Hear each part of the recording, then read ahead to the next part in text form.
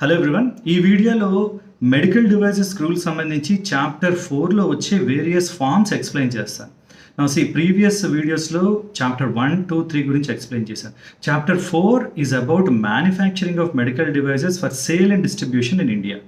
ఇండియాలో medical devices manufacture సంబంధించిన chapter 4.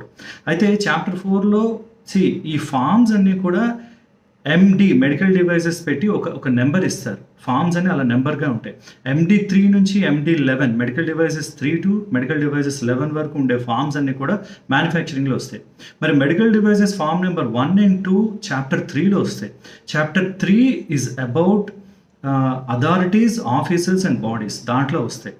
MD1 అంటే medical devices form number 1 is for the licence application of notifying bodies. Notifying bodies అంటే ఎవరైనా medical devices manufacturing చేస్తే దాన్ని audit చేసే వాళ్ళని నోటిఫైయింగ్ బాడీస్ అంటారు.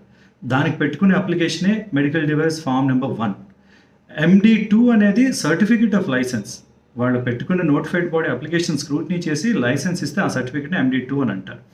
ఈ రెండు చాప్టర్ 3లో వస్తాయి. చాప్టర్ 4లో వచ్చేవి ఏంటి అంటే మ్యానుఫ్యాక్చరింగ్ సంబంధించిన అప్లికేషన్స్ అన్ని. ఇందులో మళ్ళీ మనకి class A, class B of drugs state licensing అథారిటీకి అప్లై చేసుకోవాలి. Class C and class D central licensing అథారిటీకి అప్లై చేసుకోవాలి. ఇవన్నీ కూడా ఆన్లైన్ ఫామ్స్ ఉంటాయి. ఆన్లైన్లో ఫామ్ ఫిల్ చేసి ఫీజు పే చేయాలి.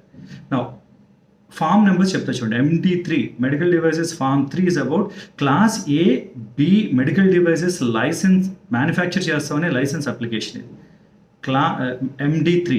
MD4 same class A and B మ్యానుఫ్యాక్చరింగే లోన్ అప్లికేషన్. అంటే లోన్ అప్లికేషన్కి నార్మల్ అప్లికేషన్కి డిఫరెన్స్ ఏంటంటే ఓన్ ప్రివైజెస్లో మెడికల్ డివైజెస్ని మ్యానుఫ్యాక్చర్ చేస్తే అది MD3 కిందకి వస్తుంది.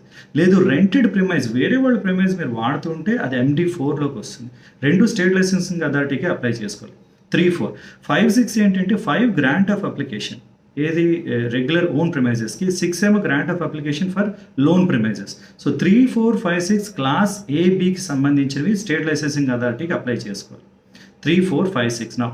7, 8, 9, 10 క్లాస్ 3 and 4 సి అండ్ డికి సంబంధించినవి సెంట్రల్ లైసెన్సింగ్ అథారిటీ అంటే DCGIకి అప్లై చేసుకోవాలి.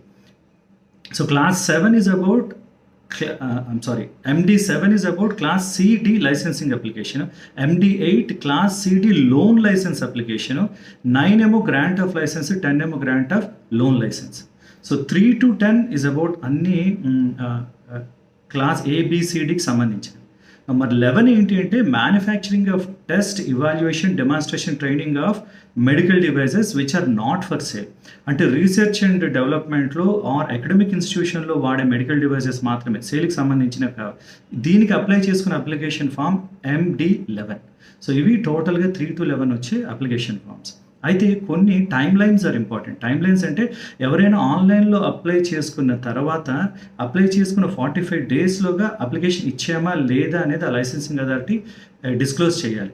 ఒకవేళ ఇవ్వలేదు అని సరైన రీజన్స్ అవి రిటర్న్గా వాళ్ళకి ఇన్ఫార్మ్ చేయాలి. ఆ ఇన్ఫర్మేషన్ వచ్చిన 45 డేస్లోగా వాళ్ళు స్టేట్ గవర్నమెంట్ లేదా సెంట్రల్ గవర్నమెంట్కి అప్పీల్ చేయొచ్చు, మాకు ఎందుకు ఇవ్వలేదు. ఒకవేళ క్లాస్ ఏ అండ్ బికి అయితే స్టేట్ గవర్నమెంట్, సి అండ్ డికి అయితే సెంట్రల్ గవర్నమెంట్కి వాళ్ళు అప్పీల్ చేసుకోవచ్చు. అప్పీల్ చేసిన 60 డేస్లోగా కేసు డిస్పోజ్ అవ్వాలి. 45, 45, 60 టైమ్ లైన్ అని అంటారు. ద నెక్స్ట్ వన్ QMS అని ఉంది, క్వాలిటీ మేనేజ్మెంట్ సిస్టమ్. అంటే మెడికల్ డివైజెస్ అని ప్రాపర్ క్వాలిటీ మెయింటైన్ చేస్తున్నాయా లేదా అని చూడాలి. ఇది క్లాస్ ఏబికి అయితే నోటిఫైడ్ బాడీ